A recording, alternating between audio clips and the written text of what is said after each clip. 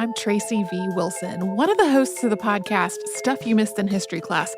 We have just put out a new episode on Jeanne Barré. She is the first woman known to circumnavigate the globe. We did that episode thanks to sponsorship from the all-new 2020 Ford Explorer, and we want to thank them for sponsoring the show. Stay tuned for some favorite clips from that episode. For his part, Commerson claimed that he was totally surprised with this entire revelation, writing that Barré was, quote, a courageous young woman who, taking the clothing and temperament of a man and the curiosity and audacity to circumnavigate the world, accompanied us without us knowing it. I think he might have been covering his own tail there. He really... it is just bordering on impossible that he would not have recognized her. If you like what you heard just now, give us a listen. Check out Stuff You Missed in History Class on the iHeartRadio app, Apple Podcasts, or wherever you listen to your favorite podcasts.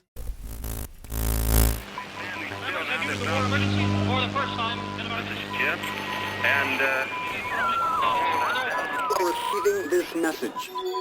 We are Ken Jennings and John Roderick. We speak to you from our present, which we can only assume is your distant past. The turbulent time that was the early 21st century. Fearing the great cataclysm that will surely befall our civilization, we began this monumental reference of strange and obscure human knowledge. These recordings represent our attempt to compile and preserve wonders and esoterica that would otherwise be lost. So whether you're listening from an advanced civilization or have just reinvented the technology to decrypt our transmissions, this is our legacy to you. This is our time capsule. This is the Omnibus.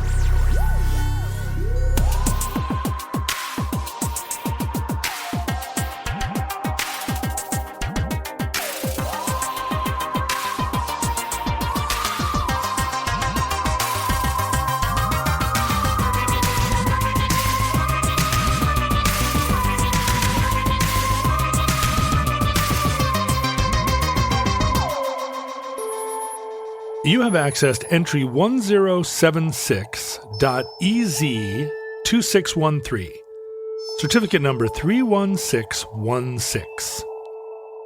The Rite of Spring Riot.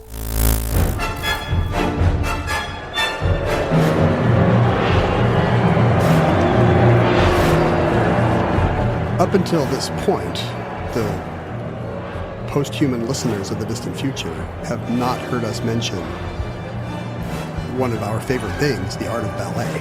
Oh, I thought you were going to say the Rite of Spring, which I always associate with heavy petting. That's your rite of spring? Yeah. Heavy petting. It's the season of heavy petting. My rite of spring is like replacing all my sprinkler heads. We have a very different lifestyle. But ballet, you're absolutely right. One of the preeminent human accomplishments. Pretty much the great human accomplishment. Yeah. It's all led to this point. It's our highest form. But we have not mentioned it on the show at all, I believe. So it's funny to imagine all these cuttlefish people, right, who know everything about government cheese, but have no idea we also did ballet. Have no idea that we perfected being human. So just so you guys know, we did ballet. It went fine. Not us personally. John and I did ballet. We were taking classes now. Have you? What is your experience with the ballet? You have a little diaphanous little daughter. Does she do ballet? She tried, but I think she's too stout to have a career in ballet. Right. And so I figured, let's eliminate the later disappointment by redirecting that energy to something else. Modern dance. Katie's doing tap right now. Kickboxing. Tap's fun. Tap is fun. And we do tap around the house. But just not even for just lessons? because I show her YouTube videos of Shirley Temple movies and various, we follow the tap. That explains a lot. Do you feel like you've kind of molded your daughter by the curly top clips you've shown her? But when I was when I was 17... when I was in my 20s, here we have, here in Seattle, we have the Cornish College of the Arts, which had a ballet program. And during that period, I lived in the... Yeah, you lived nearby. I lived in the artistic neighborhood around artistic people. You had an artistic loft of some kind. I did. I was an artistic person myself. And so I dated several ballerinas over the course of a compressed amount of time. You're a serial ballerina dater? Such that I had to ask myself at some point, do you have a ballerina problem?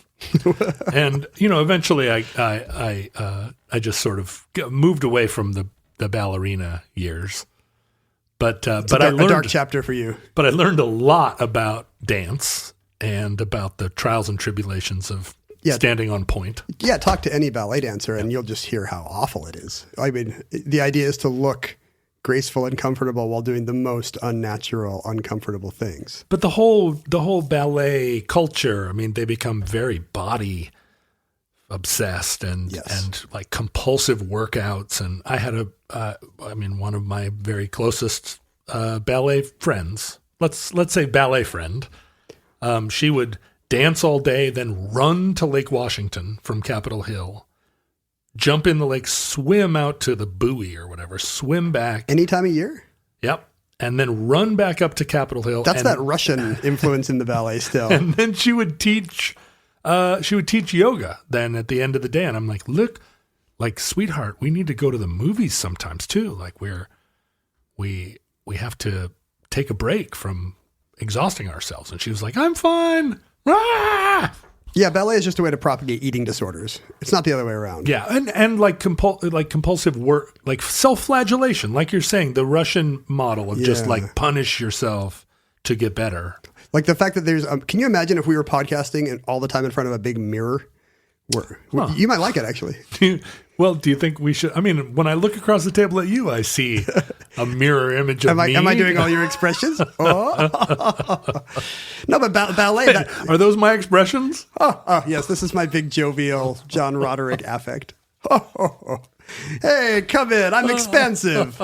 Do you ever say that? Do you ever say I'm expensive to people? Expansive or expensive? Expansive with an A. You're not that expensive. Well, maybe if I said, come in, I'm expensive. Come in, I'm expensive. My life would improve. Is that what you say when you walk into Value Village? Or No, but I should when I go into like City Hall. I should walk into all those city council meetings and say, I'm expensive. This should be you coming into the venue, like for a big show. Hello. I'm the headliner. I'm expensive. Thanks, everybody. We've been expensive. Good night. But ballet is something you do in front of a big mirror. Right. The point being that you can see every little imperfection in every angle. Right. And I don't know if it attracts that kind of personality or it adds to it, but that's also been my experience with the dance people I know. My sense is that that sort of like super competitive tumbling or like Olympic level gymnastics or what if they just renamed gymnastics super competitive tumbling? Super competitive tumbling. We got the great SCT finals tonight, Bob Costas. But like those things, at a certain point, even more than other competitive sports, there's just no room for error or any, like, you just have to be born to do it in a way. Born and then relentlessly trained for your whole life. We have a friend whose daughter dances ballet, like good enough she's danced with Pacific Northwest Ballet.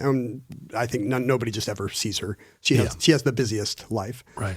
Because that's what you do. But you'd also have to be, I could never have done it, no matter what I did. You don't have the legs for it? I just don't have it's or whatever the build is. Like you could have the perfect build and just not have the eye of the tiger. There's certainly a kind of cult about it. I mean, my impression from not knowing anything about the world of ballet is that it's that people love the purity and the rigor of it. You know, it's a real simplicity. Like, we've perfected dance in these 5 positions, and this is as good as dance gets now. We're going to wear the simplest possible costumes and do these like series of very simple moves, but we're just going to do them the absolute best and most fluidly you've ever seen them done. And a small cult of people is going to recognize that. It's not for, if you're a newbie, go to modern dance, go see something with a little more spectacle and surprise and suspense. Like when I see when Trey McIntyre's dance guys come through town. Do you ever see any modern dance? Yeah, well, I feel like I get it. I'm like, yeah, look at these people doing this crazy thing. There's just so much going on. It's like a circus. Modern dance utilizes a lot of ballet, and I imagine it's because there are a lot of ballerinas that are like, okay, I got to get off this crazy train. Well, I think it's also because ballet is just like the fundamentals, right. Like we don't ever try anything crazy. We just do this tiny group of things in our tutus. But I really enjoy modern dance. I think, me too. some of those shows are they just connect with you emotionally at it. It kind of mixes like what you get out of athletics, like watching somebody do some amazing high hurdles run or with like feeling like you've seen some artistic creative exploration you've never seen before. It's not that different from speed skating, I guess, or super competitive tumbling. What's Sorry, crazy? I said speed skating, but I meant figure skating. You knew what I meant. Yeah. Speed skating doesn't move me quite like. I couldn't really follow the narrative there. Were you trying to get to the end of the track faster than the finish guy? Around and around. But the analog of, or like the companion art of super competitive tumbling, or gymnastics, as we say, like Simone Biles, I will watch her performances on YouTube and get choked up. And it is not, what's interesting is it's not the weird tacked on dance moves that they put in those. Like she gets to the end of a runner and then she does some little, hey! Some like huzzah, and then she does like these crazy moves. I'm a little embarrassed actually during the little dance breaks. Yeah. I'm like, oh, come on. Me too, but it's just the pure physicality. Yes. And her strength and her just, I mean, the way that she tumbles is in and of itself, it feels very artistic. It moves me artistic. And you don't get it from watching a kickoff return. Like, it's not just the fact that you're seeing some, the human body doing the absolute best it can do at a thing. There's something beyond that, just the fluidity of the fact that the motion is choreographed in a way. Yeah, right. I mean, when Michael Jordan would fly through the air with his tongue out and put the basketball in the thing behind his head. It's great. I would go like, yeah, but I never like cried. Right. So I don't know. I mean, maybe I'm just not, sometimes if you were like a Western Conference fan, if you were a Sonics or a Jazz fan, you might cry. Yeah, Lakers fan. Don't those people like teach themselves not to cry at a young age when they're like hitting each other with hockey sticks or whatever? Sports has so much failure in it. Like your team's hardly ever going to win. That's my theory of sports. Anyway, like so the purity of ballet and kind of the rigor of it is really one of the things at the core of the story of what happened on the night of May 29th, 1913. Oh. Which even if you... Well, you're amazed by that segue? Yeah, I was just like, oh, we're going to go down to a granular level here. Do you have any other broader points about the ballet? No, I was having a good time explaining to the crustaceans, the crustaceans with ears that listen to our show about just talking generally about dance. But we're going to talk about an event. It's probably the most famous events, maybe in any kind of modern art of the early 20th century, and it's not always remembered accurately or contextualized. Was it a massacre? Right? It was kind of a massacre. It was a massacre of taste and in some accounts of actual human flesh. Uh-huh. The ballet, the Stravinsky Ballet Rite of Spring is called Le Sacre de Printemps in French, the heart of spring. Not the blood court. of spring. It's SACRE. It's like the sacred. I guess right. The ritual of spring or something. There's another word in Russian. I think it means the coronation of spring. Oh, so spring is personified. Maybe it's not. Maybe it's like the coronation that happens during spring. Maybe. I don't know. But the point is that there's often a pun made between sacra, meaning ritual, and massacre. They would call it Le Massacre de Printemps, the Riot of Spring. Hey, the pun works in English. That's nice. The Riot of Spring. It would be the Riot of Spring. And they did that as a form of criticizing the ballet? It's what happened after the unusual events in the audience that night. This was a night out at the ballet where what was happening off stage was much more interesting than what's happening on. And this is true of me whenever I go to the Nutcracker. I'm like much more interested in just whatever's happening around me than any of the dances. Is it what happened in the audience, was it inflamed by what was happening on stage or unrelated? So there are the firsthand accounts of the event differ very much, and later accounts tend to romanticize or mythologize the event, or people claiming they were there who weren't, or people who were there for the premiere who were not.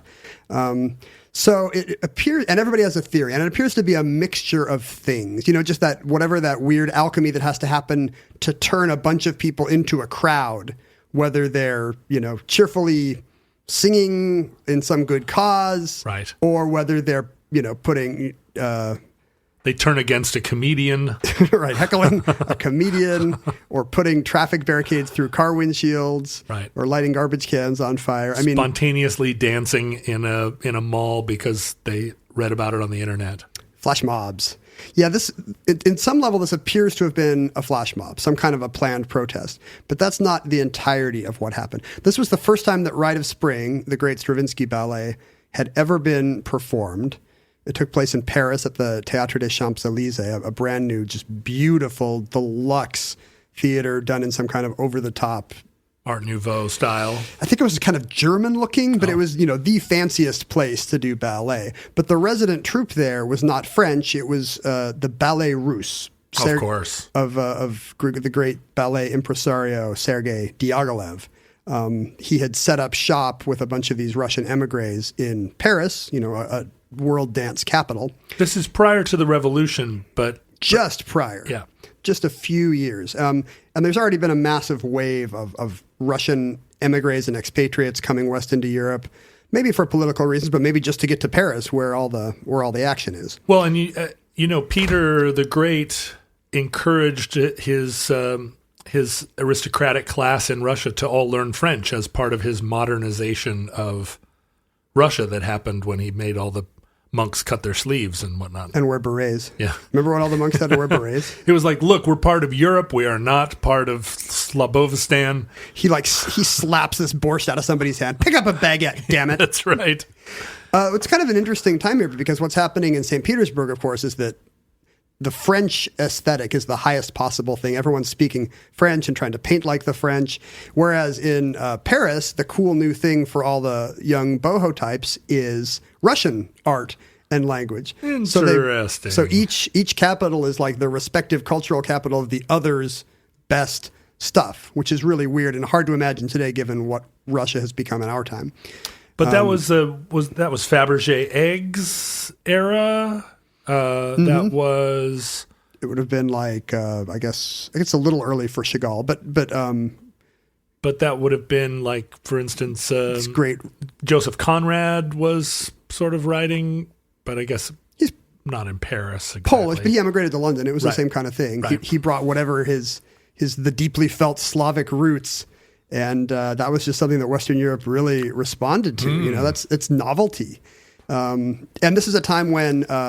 We're going to get to this, but where the arts are looking beyond, you know, twee Victorian, a certain kind of very limited Westernness. You know, what people like is when Paul Gauguin goes to Tahiti or Picasso gets really into African masks, and other cultures are the hip new thing. Right. And there's exoticism. There's some level of orientalizing going on there, but I mean, you know, what's worse, to not know African art at all, right? Or to like kind of fetishize it? Yeah, to fetishize it. And I feel like I can live with the Orientalization of the Russians. It feels like, you know, I'll let that pass. This is going back to the Reindeer Wizards. We have a friend who does a lot of directing the local school musicals just in the Seattle Public Schools here. It's kind of her passion, and she does it every year. And at some local school, she found a great version of Aladdin she wanted to do. And I think the principal and the school board told her, no, you can't do Aladdin. And she said, why? And he's like, well, it would be just a bunch of white kids in harem pants. You know, it's a bad look. Right. Like do something, you know, to do something that doesn't feel like appropriation. He obviously wasn't in the alternative culture in the early 90s because it was all just white kids in harem pants. Yeah, I still have my hammer pants at the back of my closet. I'm ready if hammer time ever comes back. It's coming. I take my kids to the closet and I say, kids, these are daddy's parachute pants. You can't touch this. And they don't. They don't. But it was kind of the same dilemma, like because she told them, you know, if this is the rule. I mean, she's not trying to do Raisin in the Sun in blackface. She's just trying to do a children's fantasy of Aladdin with little blonde kids, and was told that's a bad look. And she's like, look, then all we can do is like all white European art. Like what you've said is our public schools can only have white European art. And they're like, yeah, Oops-a-daisy. catch-22. But it's the same kind of thing. Would you rather have Europe thinking that, Right. Asian or Tahitian art is not a thing, or would you rather them kind of getting a little too creepily into it? Well, your kids were in our town, as they now do every year, Yes, right? It's just our town every year. Guys and dolls. They do Sound of Music every year because there's a lot of little kids in Seattle that look like Hitler Youth. So it's perfect.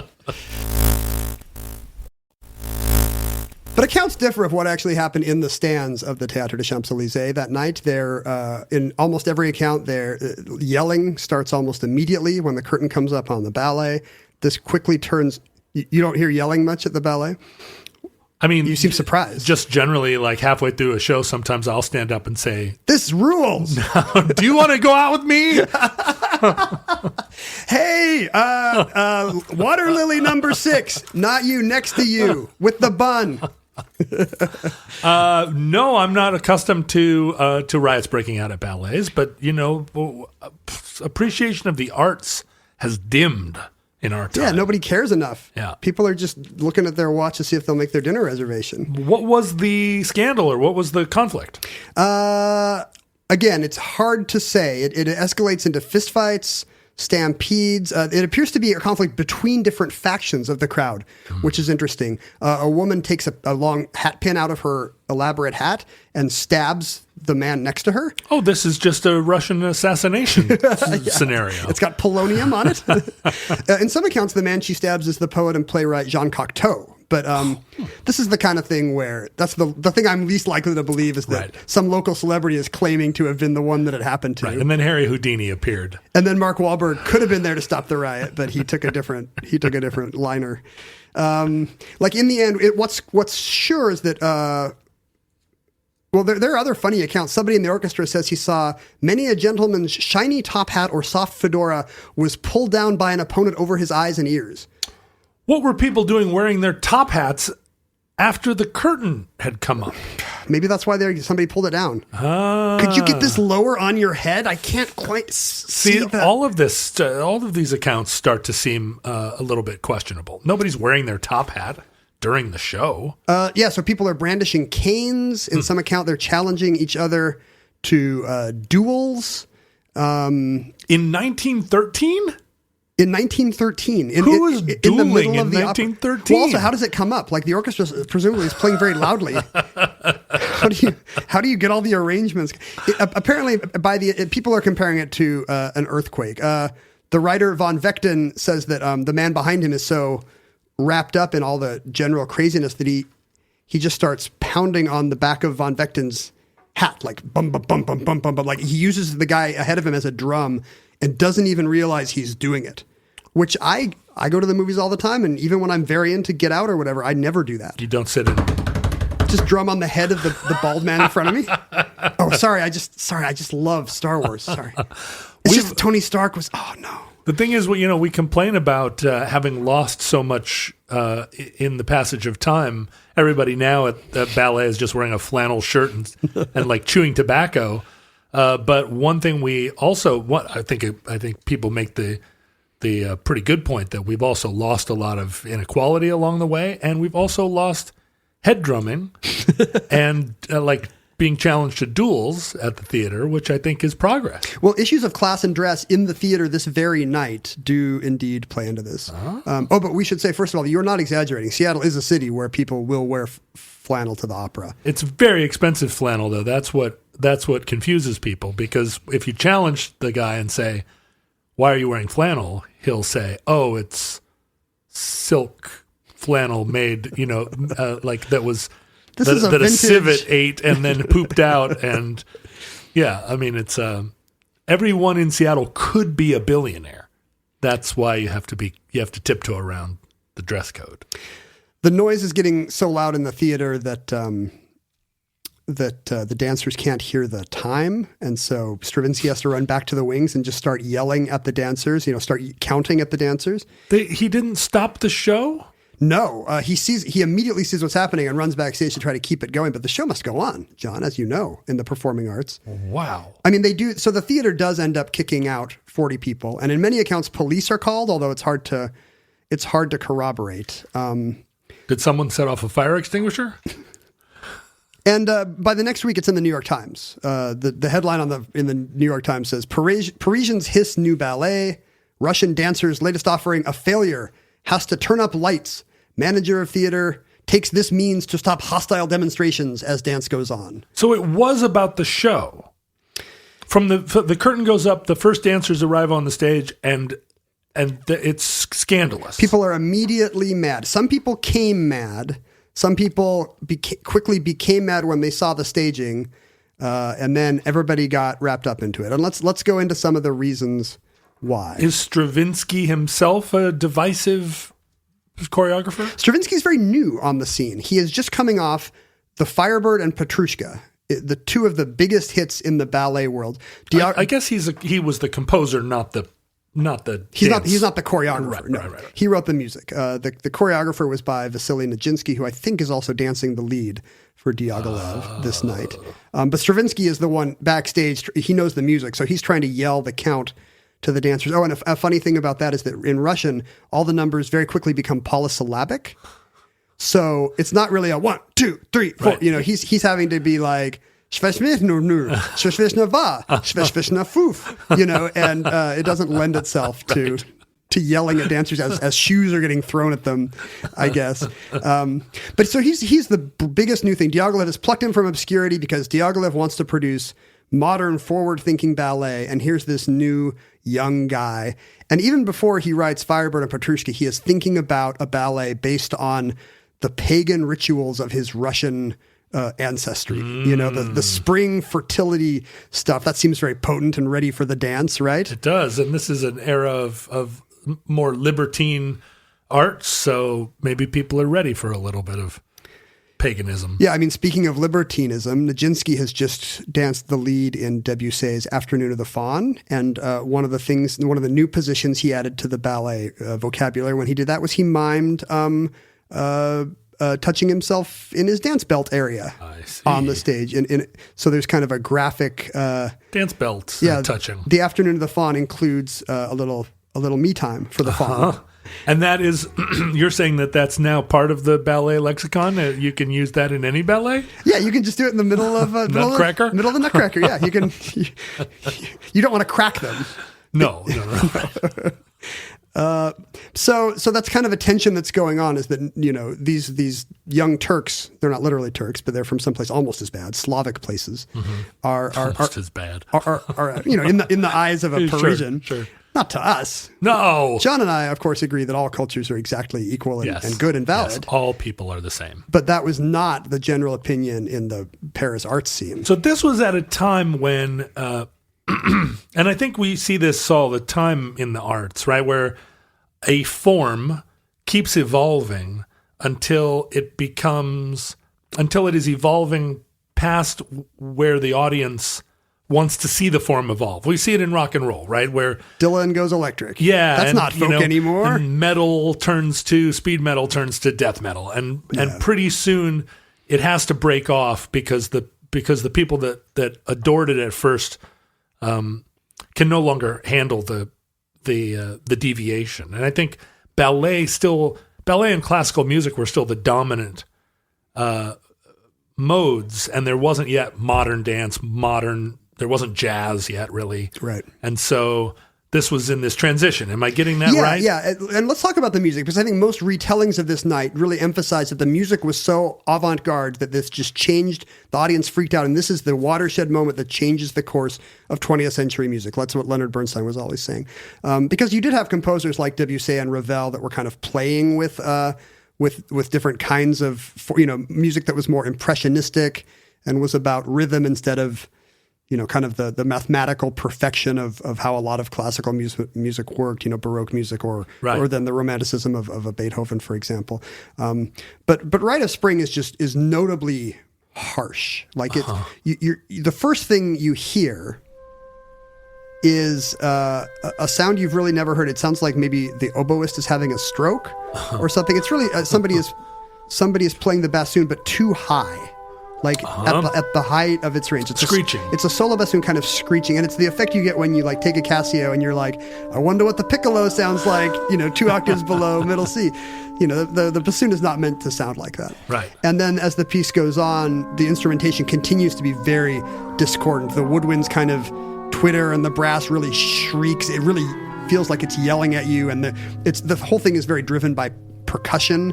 This isn't, like shortly after this, the idea of 12-tone music starts to revolutionize, I guess, music theory. Well, that's the thing. Compositional theory. There's all this weird stuff going on in this piece, which I can outline for you. But the avant-garde, the newness of it is kind of overblown now a century later because, as you say, like the great composers of atonality and 12-tone system had already started working. Schoenberg's early work had come out. Webern had done his 6 pieces for orchestra.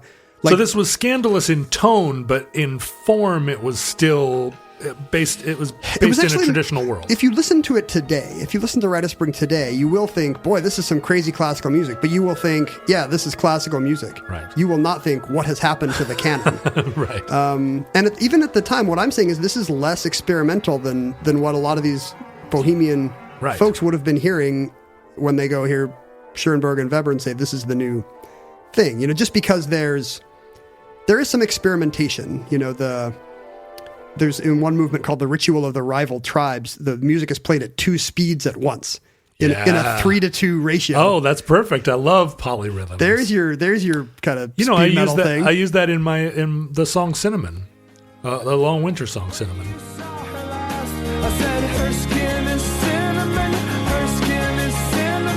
In Cinnamon, you have the drums are playing in 4/4 time, and the band is playing in 3/4 time. Did you get it from Stravinsky?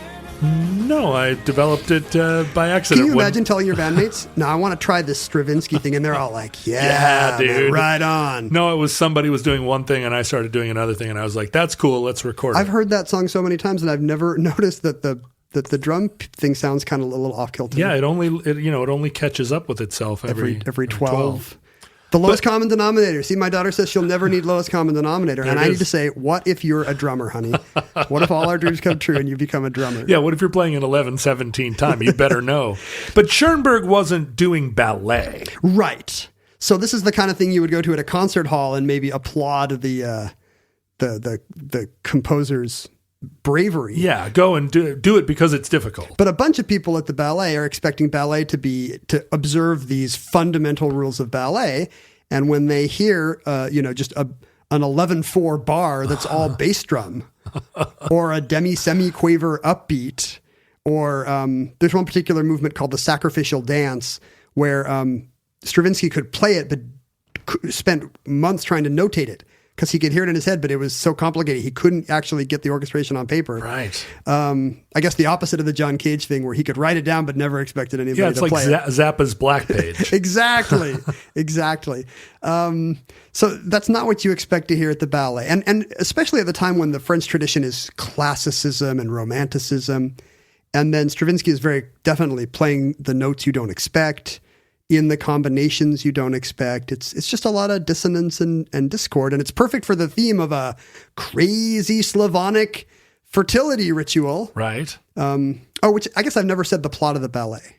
Which who cares, right? Well, I've been to a lot of ballets, and I never understood the plot of any one. My daughter got so furious at the Nutcracker. She got all dolled up in her Christmas best. Yeah. And, it starts with the big Christmas tree, and Clara gets the Nutcracker, and there's this intrigue with the Mouse King, and then they go away to a fantasy world, and her little eyes are gleaming. And I don't know if you've ever seen the Nutcracker, but the second act, there is no plot. It's just a series of dances. Yeah. They get to the fantasy's Christmas kingdom, and then they're like, hey, let's watch an Arabian dance. Ooh, now let's watch a Chinese dance. Now let's watch the Sugar Plum Fairies dance. I struggled even to understand the plot of Tosca, but I went to a year or two ago, I was seeing a young woman who asked me if I had ever been to, or no, she assumed I had seen the Phantom of the Opera. And I had to confess, I'd never seen The Phantom of the Opera, and I had never been to a musical on Broadway. I'd never seen a musical, I don't think. You'd never seen? I think I performed in Side by Side by Sondheim. Do you still know any of the music? Can you do a little bit for us now? I don't think I have it ready at hand. But we were in New York, and she said, I got us tickets to see The Phantom of the Opera. And I was like, wow, I'm finally going to see this legendary show.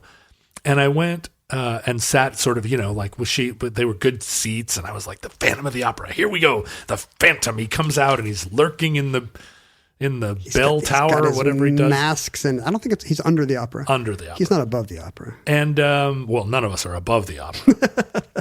But I watched the whole show and I was just like almost completely unmoved. The plot seemed to be a very, very thin sort of, screen put over the top of some okay songs. There were a couple that were...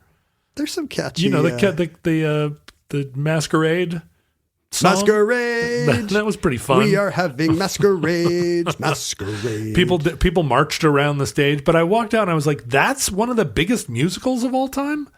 Is this really what... there's a reason I haven't seen these. I like how you came into being as a Broadway snob. Yeah, immediately. You're like, hey, I've done Sondheim, baby. I'm not watching this crap. I watched my dad took me to see All That Jazz in 1978, which was too early. I'm a Bob Fosse kid. That's great. You don't know anything about Broadway, and you're already a Broadway snob. Well, you know what? I'll be a snob about anything. That's the way to be. Yeah. My daughter actually turned out to be a huge musicals fan, and I think that Nutcracker moment was very formative for her. She did not just want music and dance. She was like, what happened to the story? I see. Where are the numbers? Yes. The numbers in Rite of Spring are pretty simple. The whole first act is a bunch of people do a bunch of different crazy springtime rites. Like sex. They sex each other. They don't do Afternoon of a Fawn, but it's very... what are they doing? Gathering water from the well? What's the euphemism? Is a train going into a tunnel? Yes, it's a train going into a tunnel. Spring is here. Let's take a train trip. It's just that they're waving their arms and there's a lot of flailing basically. Yeah, that's what I do every spring.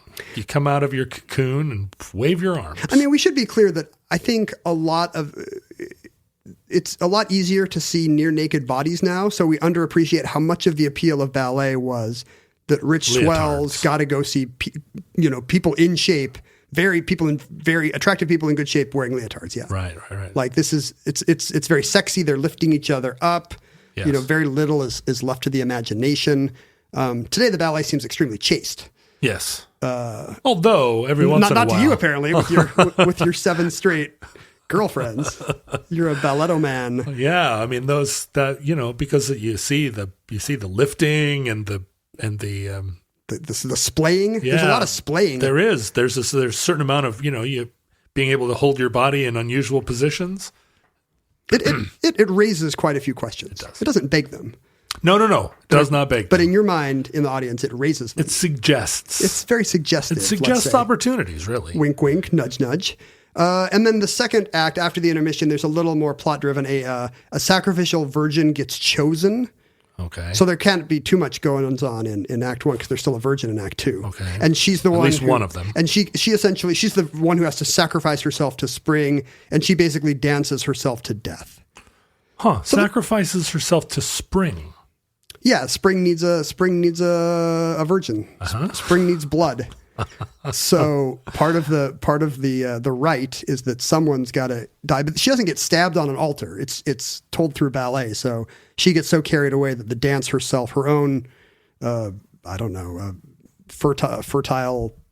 the fire of spring in her blood is what eventually takes her out. Yeah, it's sort of Sabine enthusiasm. Yes. Yeah. Nobody's capturing her. She's self-captured. Persephone.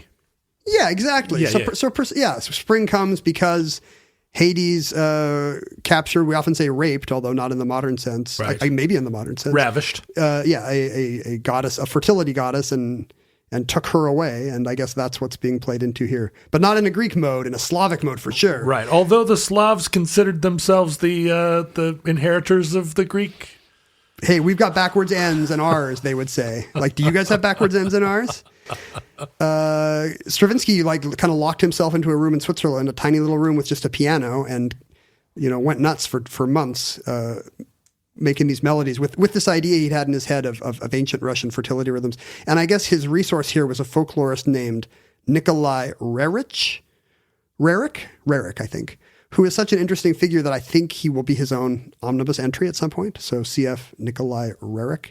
We're talking about taboo rhythms here. These are, it's not, it doesn't have the, within 10 years, there would be a seal of African approval, that these are coming from the jungle. These are the authentic rhythms of a different land and a mysterious people. Right. And it's the same appeal here. It's a different land and a mysterious people, but the people are Bulgarians, basically. You don't think of the rhythms of Belarus. No, can you imagine the Belarusians today saying, "We invented jazz"? But Rerik is he's a folklorist, he's an archaeologist, he's a painter of historical Russian scenes and trying to, reimagine Russia's artistic legacy and heritage without any kind of Peter the Great foreign influence. And the end of his story is fascinating in that it almost brings down FDR's vice president. There's an alternate universe in which Wendell Willkie wins the 1940 election because of a Nikolai Rerik scandal. And I'm not going to get into it now, but we'll I think save that. I think that's a pretty good omnibus candidate. Save that for the future. So Rerik designs the costumes for this and the staging for this ballet, the scenery, I guess you would say. So as the curtain comes up, people are not wearing the wispy diaphanous leotards and tutus you would expect. Boo! They're wearing what looks like kind of baggy animal skins. Boo! Everybody's got pants. Like if you were told that it was an attempt at kind of Native American fashion, you would believe it. Actually, it's jerkins and whatnot. This is making me want to pound a guy's hat. The dancers do not have buns. They have the opposite of buns, which are like long kind of braids. So they're wearing their maybe wigs. They have Brunhilde They've got hair. kind of long Brunhilde hair, and instead of you would expect maybe the language of ballet with a few nods to rural peasant dance. And I think that's what the audience is expecting. And that's not what they see at all. Nothing that is happening is graceful or sexy in any way. Yeah. I mean, I could see the ballerinas being dressed like Halloween sexy tiger or whatever, but not if they're going to be like rutting around. Yeah. They're literally kind of jerking their limbs. They're stomping. There's one movement called Augurs of Spring, which is just basically based on them just kind of stamping on the ground and throwing themselves at the ground. So it's modern dance. It's kind of modern dance. And the aesthetic of ballet is very aerial. It's upward. It's how can we slip the surly bonds of earth? Like, let's pretend there's no gravity and this is super easy. Whoops, there goes gravity.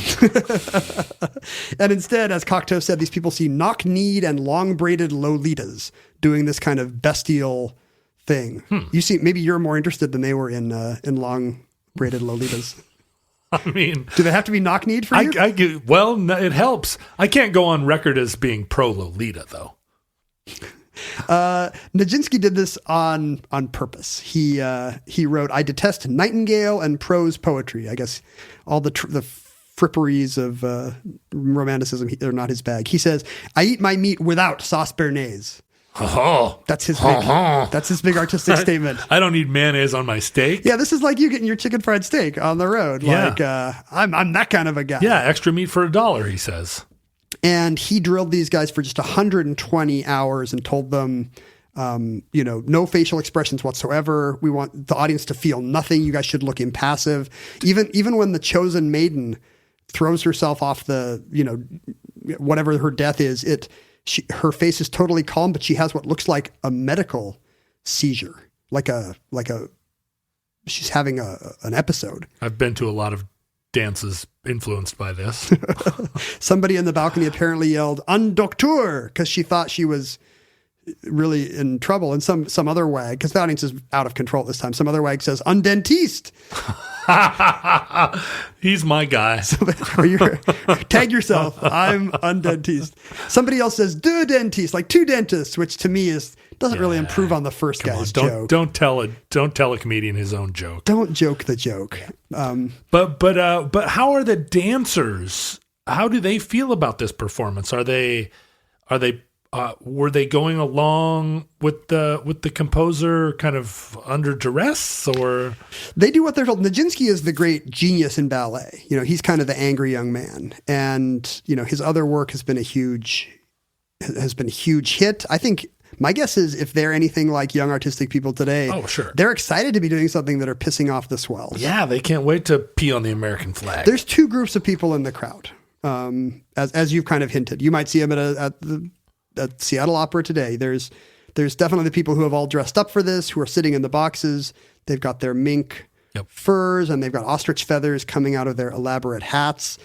And they're there to hear beautiful melodies. Right, and it's a social event. It's a class reinforcer. See and be seen. Yeah. But then other people are just hardcore fans of this new ballet, and they're the young bohemians, right, wearing their little their little soft hats, sure, and bringing their girlfriends in like bandeau kind of dresses. Right, their shoes have spats, exactly. Or they don't have spats, even worse. And it makes them mad that people have paid for the expensive box seats who don't get the ballet. Oh, I've been to this concert too. So there's two kinds of people there. Have you ever performed at this concert? Let's see. I've because my recording career didn't start until I was 32 years old. I never was one of the young punks that was overturning the established musical style. You were like just doing a Neil Young cover. Yeah, I was the guy in the middle who was like, I've got indie rock happening for you. But indie rock was that was weird that you would start with that lyric though. Like indie rock was it was quiet as the new loud, right? It was rebelling by being milder. Exactly. Which was hard to start a sword fight over. But it was kind of that kind of a new romanticism happens very often. Yeah. I mean, new wave coming out of punk. And it is kind of a, what's really badass? Vulnerability and my feelings, bitches. I'm going to turn my guitar down. Take that, Mom. In the crowd, but even among these groups, there's other kinds of geopolitical forces at work. And I think this is kind of what gets to the place is a tinderbox ready to go off because the audience is divided in half and they hate each other. Right. And they've already come in knowing that they're going to see these bad boys, Diaghilev and Nijinsky and Stravinsky, and they already have preset opinions. A lot of skis at the end there, and so it was an immigration crisis as well. Okay, that's a big issue. There's a lot of anti-Russian sentiment in Paris right now. The Dreyfus Affair has happened, and so you've got this overlapping anti-Semitism with anti-Russian. The idea is that out-of-towners are coming in and they're polluting the purity of the French arts. Right. I mean, then is now France is a country that really places a lot of value in the uniqueness and I don't want to say purity, but the authenticity of its French artistic heritage. From a bourgeois. Right. We invented language and culture. Everything. Yeah. That's what they would have you believe. We invented cheese and neoclassicism, and we don't need a bunch of Slavs and Jews coming in here and interrupting our glass blowing classes. Telling us exactly, because that's what would happen. You'd be right in the middle of blowing a beautiful little Christmas ornament of a horse, and suddenly some Jewish fellow would come barging in and just slap you warmly on the back, and it'd be a Moravian, right, who understood glass blowing, but a wrong, heretical version.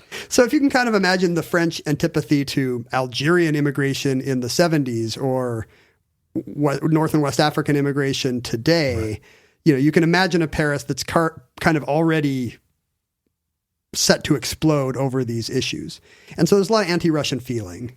And the face of it is Diaghilev setting up shop in this nice theater and being like, we're going to do crazy Russian ballet that doesn't care about your French traditions at all. Yeah. There's also a lot of... Mon Dieu. I mean, he wouldn't say that. He didn't call a press conference. No. No. He just wore his hat at a jaunty angle, but it communicated so much. But they had to let him. He had like a P tape of Debussy, so they had to let the Russians do what they wanted. There's also a lot of anti-Nijinsky feeling because, again, he was kind of jerking it on stage during Afternoon of the Faun. There's a lot of anti-Diaghilev feeling because he's not a purist. He's willing to change the music if it makes the steps work, and he's willing to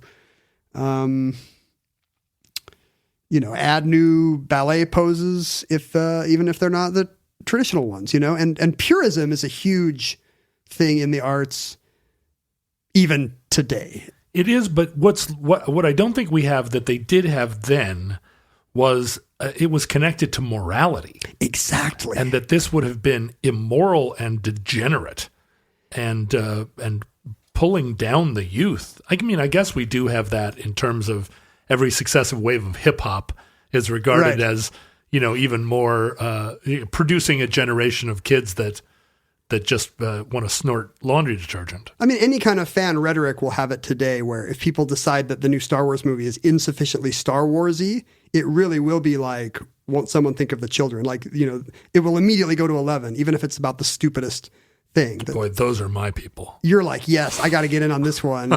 I hate that Weed Guy Boner is saying that the Force and spaceships don't work that way. I need to tell him what the deal is. You know how I feel about midichlorians. That's just because you don't have enough. You've got midichlorian envy. I have so many. Your midichlorian count is low.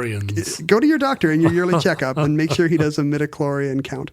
So yeah, but you're right. Like today we wouldn't, like when I was driving here today, a cover song came on the radio. Like it was Devotchka covering that Flying Burrito Brothers song, Hopperito #1 or whatever, that I'm your toy, I'm your own boy. Yeah. And it's kind of a plaintive, simple country thing. And this was much more of a driving beat and like a whole string section. And did it offend you? It didn't. No, I did not think this is degenerate art. Like in my head, I'm like, do I like this or not? It's like you go to a Shakespeare play and they've decided to update it and now it's set in the Paris Commune. Yeah, right. You think, ooh, what do I think of this choice?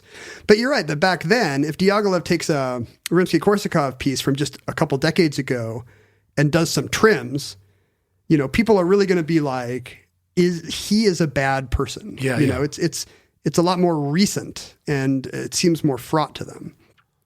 So there's a lot of that going on as well. The Diaghilev is the guy that does not respect the purity of the arts. So all this coalesces. And as soon as the stage comes, people are ready to yell, and the curtain comes up, and everybody's wearing bearskins, leather jerkins, and they're jerkin instead of doing pliés and jetés and arabesques. And I assume there's some feedback loop where a small group of people start yelling at another group of people. I don't know what I think about this. Harumph. And then it just escalates. Rutabaga. And the next thing you know, some guy's got a hat pin through his palm. I mean, sure, because the initial reaction would be, shh, silence.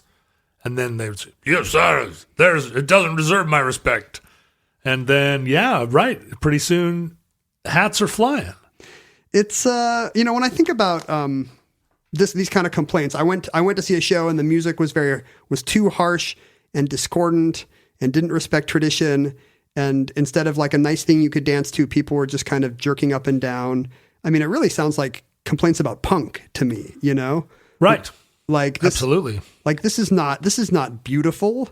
This is just for people to like, I'm seeing feelings and they're kind of angry, complicated feelings. And that's not what I'm here for. But it would be like you went to, it would be like a bunch of Crosby, Stills and Nash fans going to like Lilith Fair, and instead you get Skinny Puppy and Fugazi's opening for Sarah McLachlan at Lilith Fair in 1997 for some reason. And I think it's to do with the monolithicness of culture in 1913. Now, if you wanted to hear Sarah McLachlan, you would not go to a Fugazi show. But then there were not that many. There was one ballets kind of music, to go see. And I think you're right about context, because just a couple years later, after this whole fiasco, Rite of Spring makes its concert premiere in Paris again, the Casino de Paris, April 5th, 1914. Divorced from the ballet. Yeah, no dance. You just go see a conductor, maybe Stravinsky himself, I don't know, like conduct Rite of Spring. And in this case, it's a triumph, and he is literally carried on people's shoulders down the boulevards. Although somewhat probably as a reaction to the scandal. Maybe, I think so, because that's what everybody's going to be thinking. I'm going to a Rite of Spring premiere. Y'all know what happened last time. Just the way they carried Johnny Rotten on their shoulders down through Whitehall. Then that concludes the Rite of Spring riot. Entry 1076.EZ2613. Certificate number 31616 in the omnibus. Futurelings, in the unlikely event that social media still exists in your era, there's almost no way you could be scandalized by art anymore. You're like, people in our era at least are like pre-scandalized about everything. But the one thing that somehow escapes anyone's attention or emotional connection is art. And I think it's because we're at the end of history. There is no more progress in art. It's just recapitulation of the old ideas, the plie. Everything you see reminds you of something else, and you can't get mad about something that reminds you of something else. This is Tom Petty run through a Prince filter, like, woohoo. But as soon as... Wait, I kind of want to hear that. I don't know what album that is, but could you send me that? As soon as someone says, a single thing about redistricting, boy, look out. Top hats getting pounded on, sword fights. That's not funny. No, redistricting is nothing. That's not funny. That's sick. Ain't nothing to F with. In our era, Facebook, Twitter, and Instagram are currently being archived at Omnibus Project. And Ken is online being extremely entertaining. Not maybe all the way to like a Jason Isbell level of entertaining, but super, super entertaining. Jason Isbell's pretty good at Twitter. He's super good. Yeah, he's a late arrival. Yeah. I mean, you were when he was still in short pants, you were making funnies. But it's almost amazing that he kind of skipped the boom time of it. He did. And like this is his golden age. Yeah. Like he's showing up too late and being like, "Hey, you guys, we can make jokes on here." He's being killer. And you wouldn't expect it because he's a Southern man. And I expect it. Southern man. Not in that way. Not in the Neil Young way. But I expect Southerners to have a wry Cracker Barrel take on affairs. He's a wonderful person in person. Do you know him? I do. I know him and I respect him, and I don't know him well enough to say that I love him, but I do cherish him. I'm at John Roderick. I'm none of the above. Not funny, not cherishable. No, everyone cherishes you. I'm perishable. Everyone cherishes your Instagram. Snapchat is perishable. Instagram is cherishable. Come to Instagram and meet me there. Meet me in old Instagram. And, New Year's Eve at the stroke of midnight, I want you to meet John on Instagram. Right, on Instagram in 2020, and that will be when I know that we're truly in love. I'm at John Roderick there. You can email us, and please do, at theomnibusproject@gmail.com. We are beginning a Patreon-only level of Omnibus, which is one episode a month where we address all your criticisms and addenda to our show.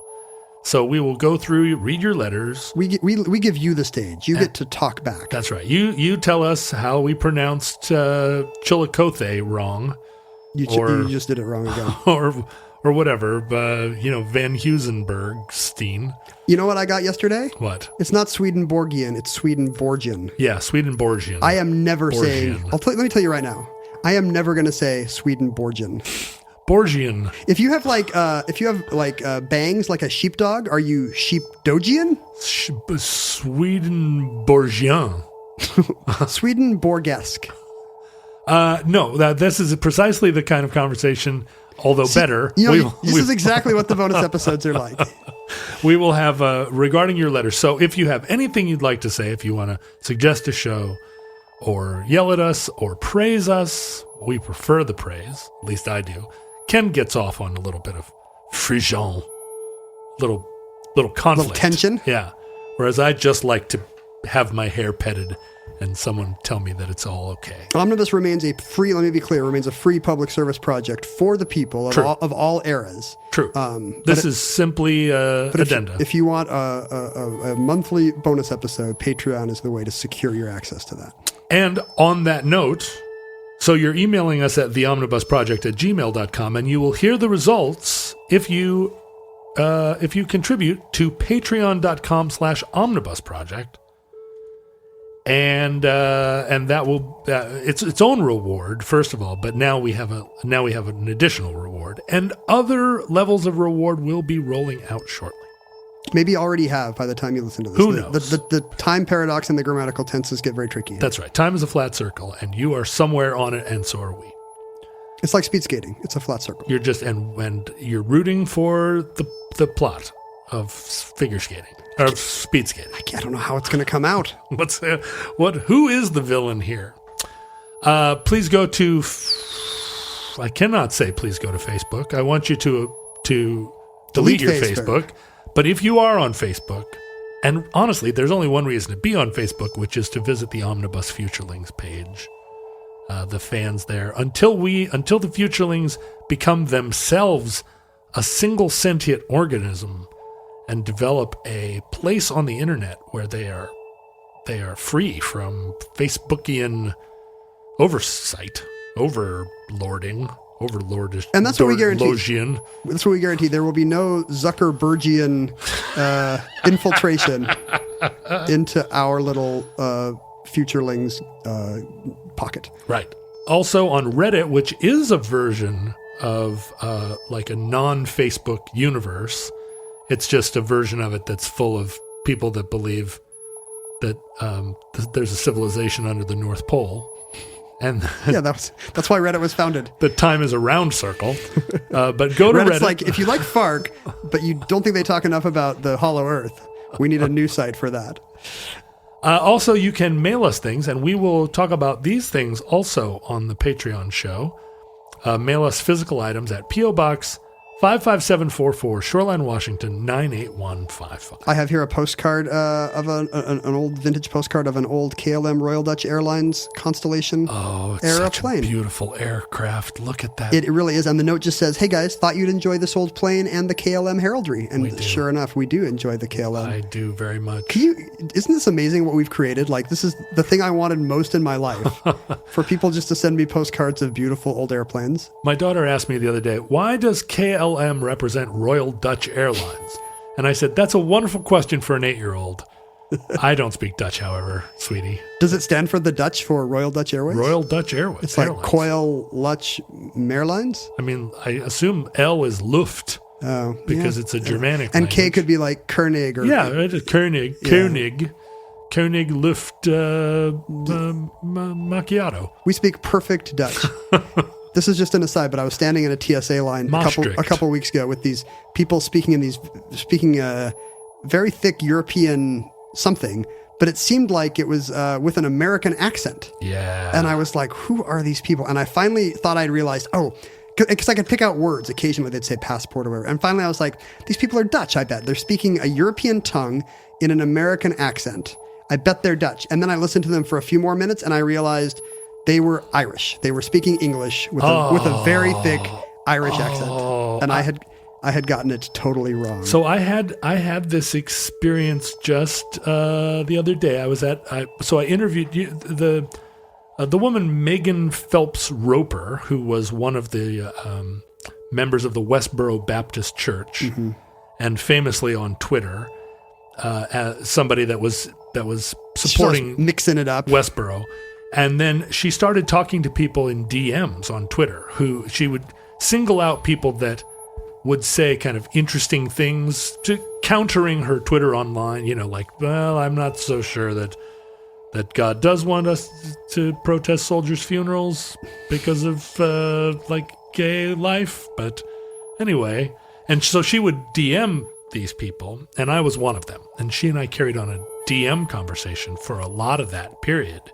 And then she lost her faith and left the church. You were back channeling people you helped her defect, basically. You got her out of East Germany. I was one of a small group of people she was intrigued enough by to talk to that eventually she started to share her doubts about the life that she was born into. Anyway, I interviewed her because she has a memoir called Unfollow. And I was interviewing her at the bookstore, the university bookstore.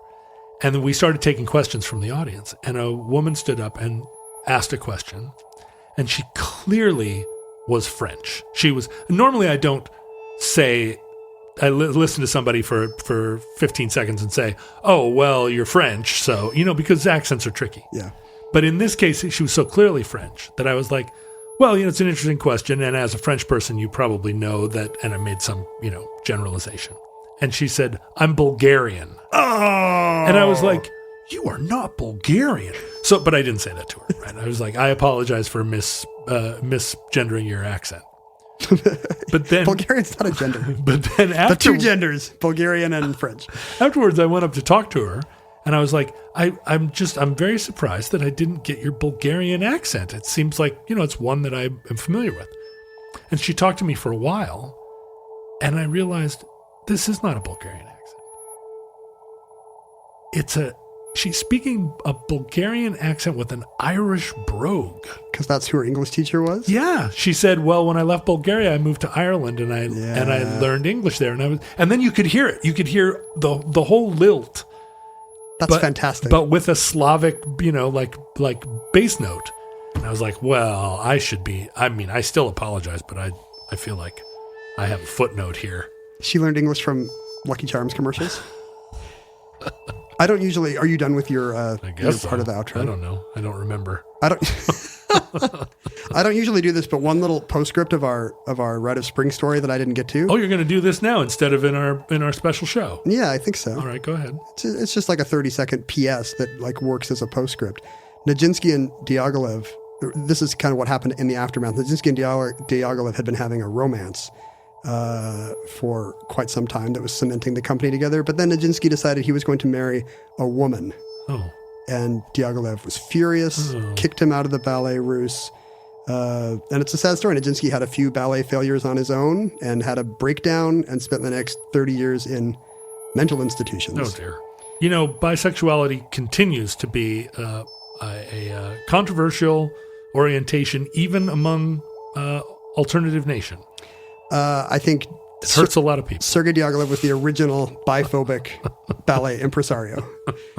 We can say that for a fact. Mm-hmm. Stravinsky had been told he went on to great things and lived for like decades more. He lived into the 40s and maybe even the 50s. I bet he died in the 40s, but he was like 88 when he died.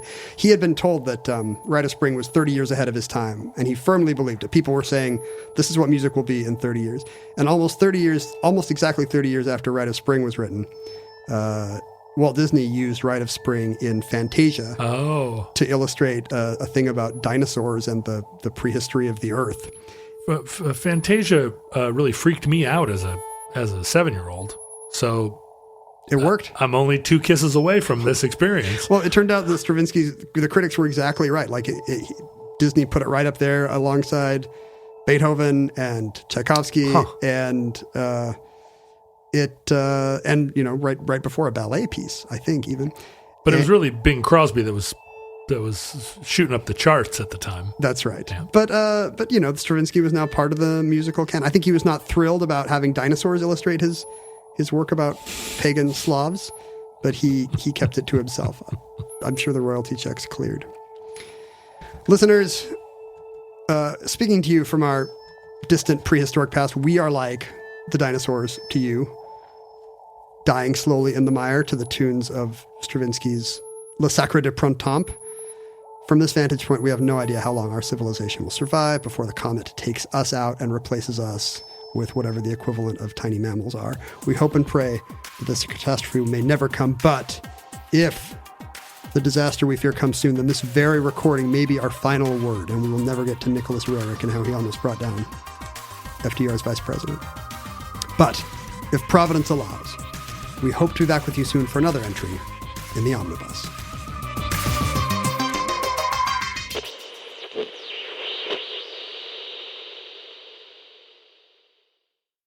Why do you travel? To recover from heartbreak? To trace your DNA? Escape the internet? On our podcast, A Way to Go, we've been exploring all the reasons we travel. I'm Geraldine Gerba. I'm Pavia Rosati. And together we're the founders of travel website Fathom. And we've already heard so many great stories. Such as an actress in rural Kenya explaining the ins and outs of safe sex. A graffiti artist tagging the islands of Southeast Asia. A producer arranging high-fashion photo shoots in the desert. Listen to A Way to Go on the iHeartRadio app, on Apple Podcasts, or wherever you get your podcasts.